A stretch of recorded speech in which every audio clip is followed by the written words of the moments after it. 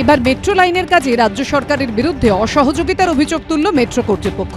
New Garia থেকে airport পর্যন্ত কলকাতা মেট্রোর অরেঞ্জ লাইন, ইতিমধ্যেই নিউ গড়িয়া থেকে রুবি পর্যন্ত মেট্রো পরিষেবা শুরু হয়েছে।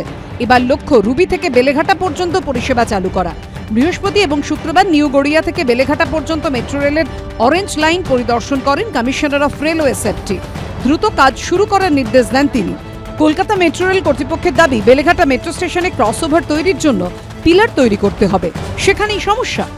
প্রথম সমস্যা, যেখানে বেলেঘাটা মেট্রো স্টেশন তৈরি হয়েছে তত অবধি মেট্রো আসতে কোনো রকম অসুবিধে নেই, কিন্তু তারপরে যে অংশটুকু তৈরি হয়েছে তার মধ্যে একটি মেট্রোকে ক্রসওভার তৈরি করে ঘুরিয়ে আবার নিউ গড়িয়ার দিকে নিয়ে যাওয়া, সেটা সমস্যার। তার জন্য আরও একটি অন্তত পিলার তৈরি করতে হবে মেট্রো কর্তৃপক্ষকে। পুলিশের থেকে যদি ট্রাফিক ব্লক না পাওয়া যায় তাহলে সেক্ষেত্রে সেই প্রয়োজনীয় পিলার তৈরি করা সম্ভব হচ্ছে না, এমনটাই জানাচ্ছেন মেট্রো কর্তৃপক্ষ। এর পাশাপাশি বেলেঘাটা মেট্রো স্টেশনের সামনে ফুট ওভার ব্রিজ তৈরিতেও সমস্যা দেখা দিয়েছে। ইএম বাইপাসের ওপর যেভাবে বেলেঘাটা স্টেশনটা তৈরি হয়েছে সেটা পেছনে দেখা যাবে, পেছনের যে স্ট্রাকচারটি বেলেঘাটা স্টেশন, এবং সেখানেই কিন্তু স্টেশনে ঢোকা বেরোনোর রাস্তা ওই পারে তৈরি হয়েছে।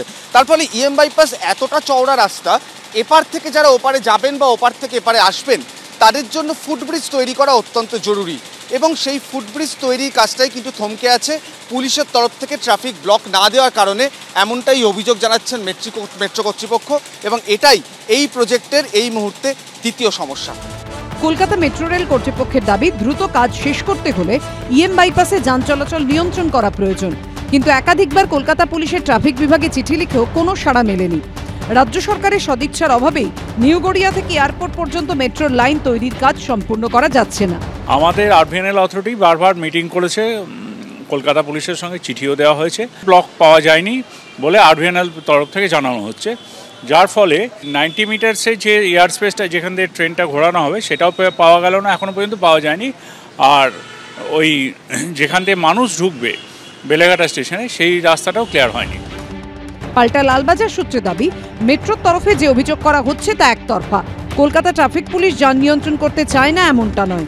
এই মুহূর্তে চিংড়িঘাটায় যান চলাচল ঘুরিয়ে দেওয়া হয়েছে, আবার অন্য একটি জায়গায় যান চলাচল ঘুরিয়ে দিতে চাইছে তারা।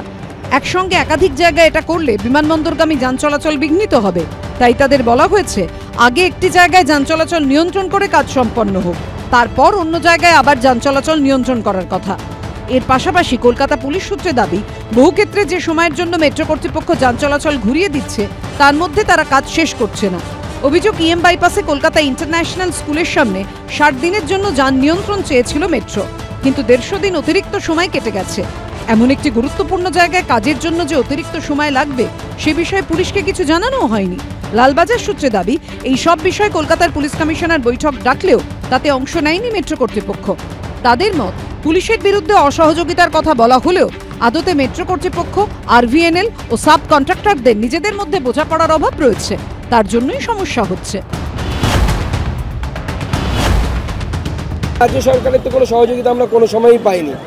এমনকি এই মেট্রো, পশ্চিমবঙ্গের মেট্রো বা কলকাতার মেট্রো একমাত্র মেট্রো যাতে রাজ্য সরকারের কোনো সহযোগিতা থাকে না। অন্যান্য সমস্ত মেট্রো সিটিতে যে সমস্ত মেট্রো হয়েছে, যেমন বেঙ্গালুরু বা লখনৌ, সব ক্ষেত্রে কেন্দ্র রাজ্যের 60-40 অংশীদারিত্ব থাকে, শেয়ার থাকে।